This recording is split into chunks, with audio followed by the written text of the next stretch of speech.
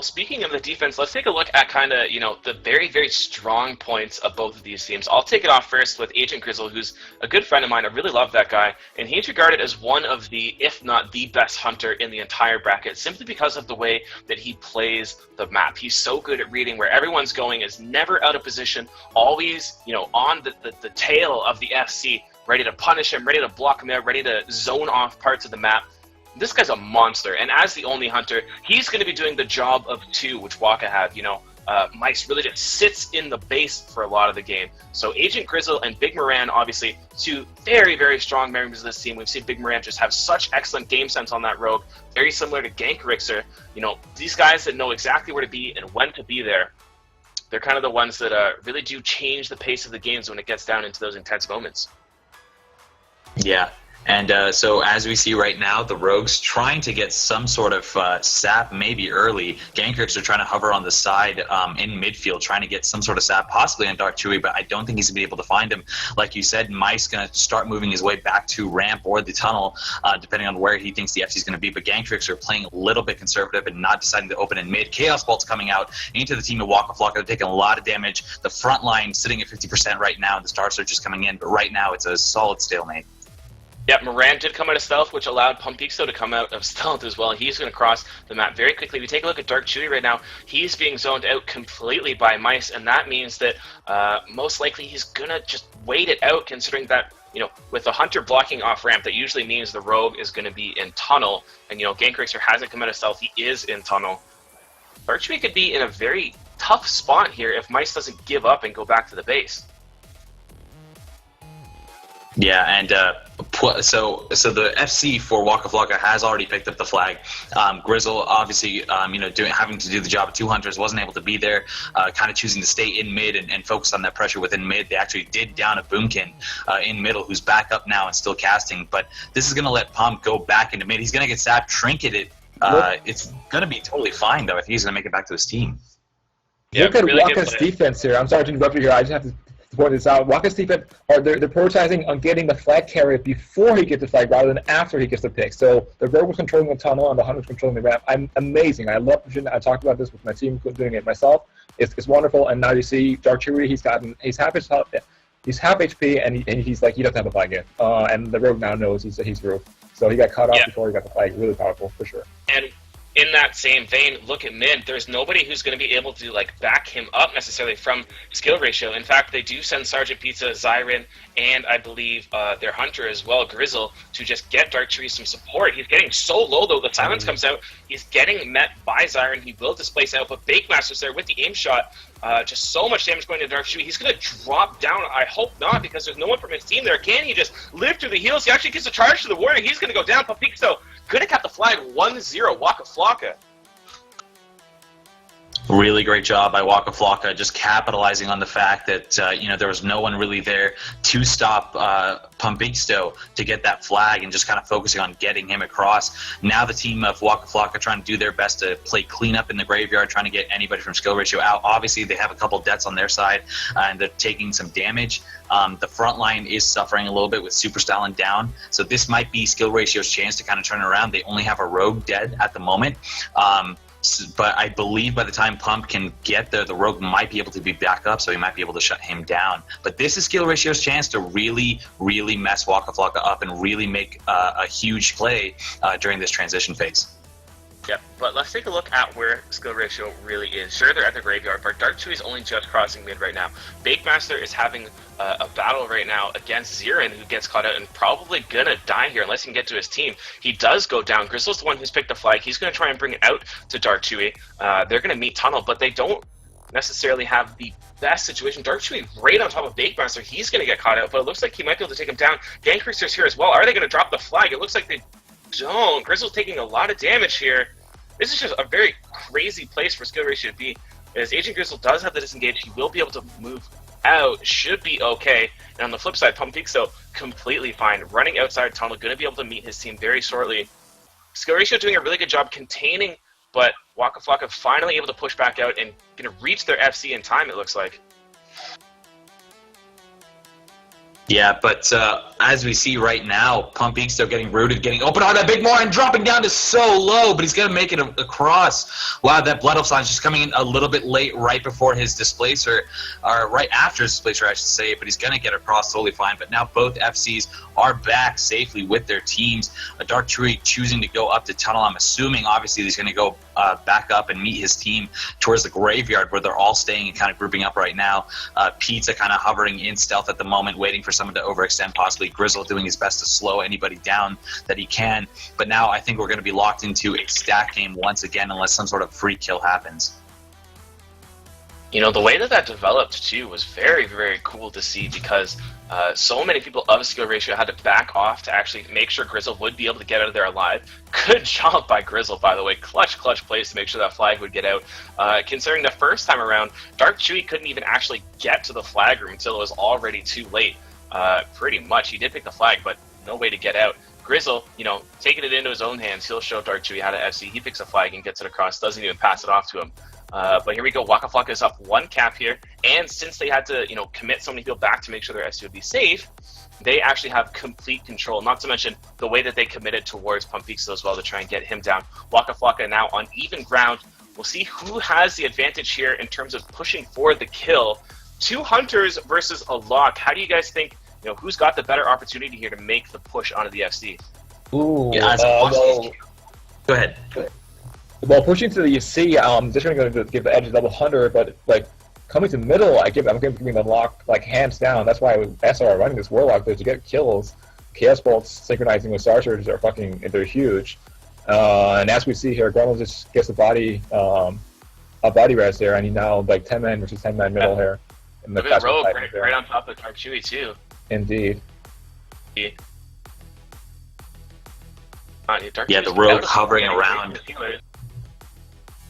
Yeah, the rogue hovering around, trying to stay in the back, absolutely doing his best not to get pulled out. Dark Chewy kind of tossing out heals as much as he can for his team that's taking a little bit of damage in mid. Their Boomkin and their rogue currently down at the moment, so I don't think a solid push on the EFC is possible right now. The rogue is back up. We're waiting on Pizza to get back up as well, but Dark Chewy understanding that a push might be coming in soon, so kind of taking it back a little bit behind the healer hut and waiting for his team to kind of pull back slowly but surely.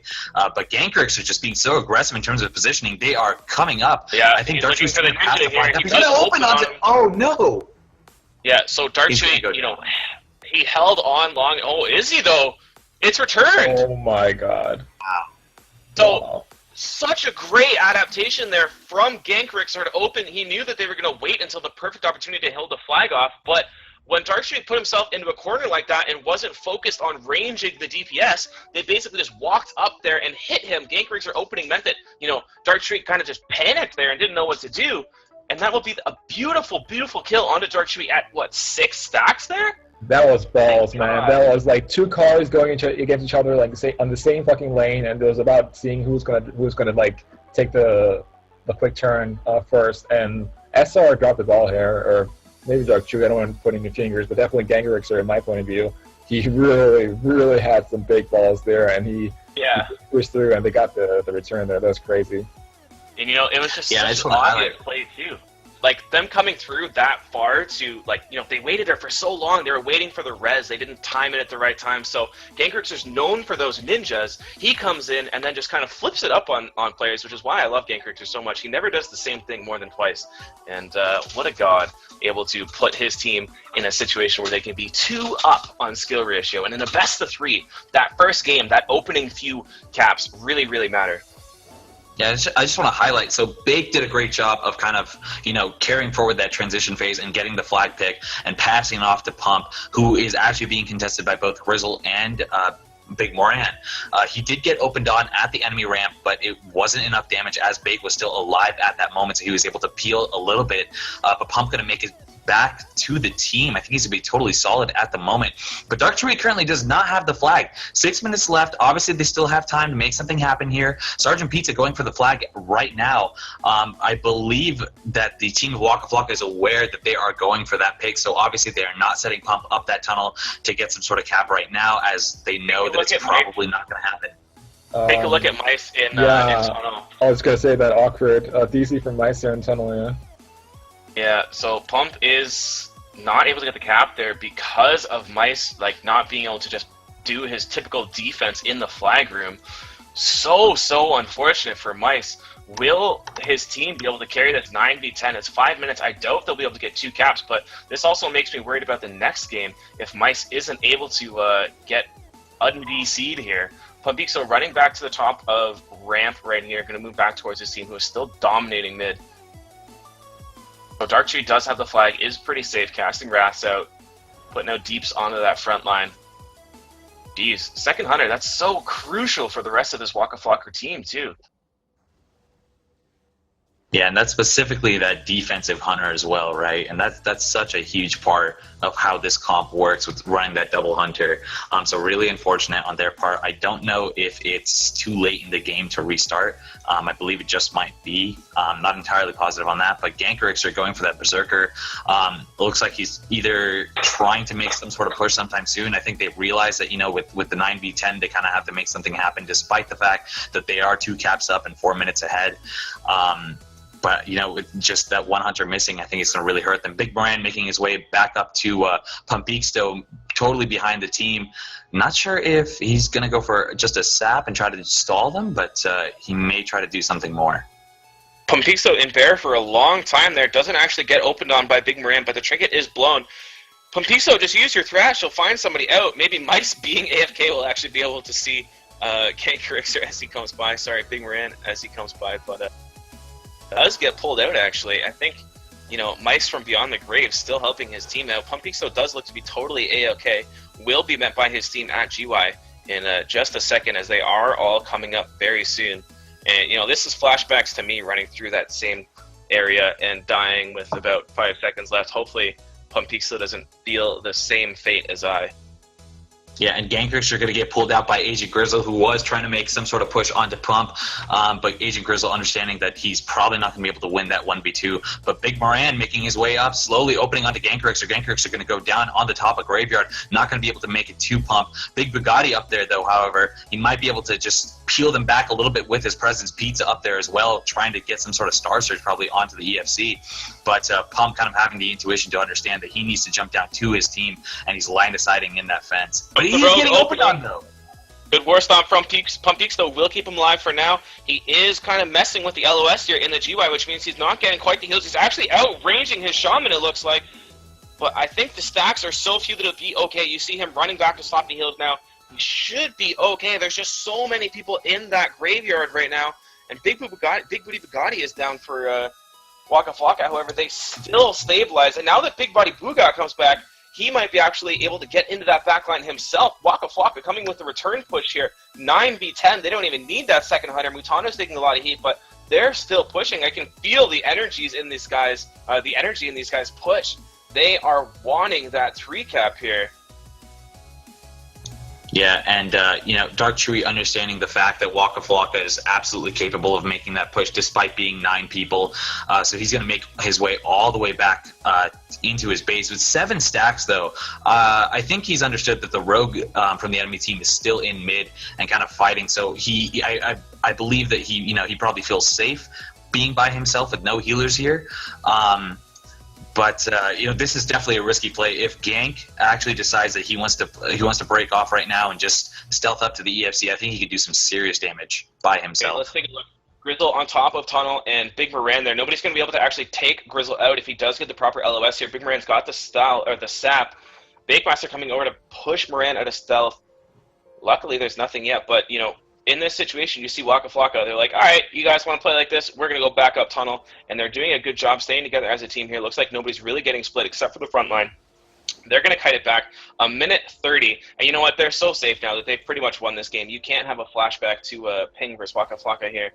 Even if they do mess up royally, they will be okay. So looks like game 1 is going to be going over to Waka Flocka Seagulls. 9v10. Yeah, and while I don't underestimate any team here, as I've seen these teams just do so much and in such little time, but 50 seconds left, stacks sitting at 9. Gankirks are obviously sitting on D and choosing not to make some sort of extra play and go off by himself to try and return the flag.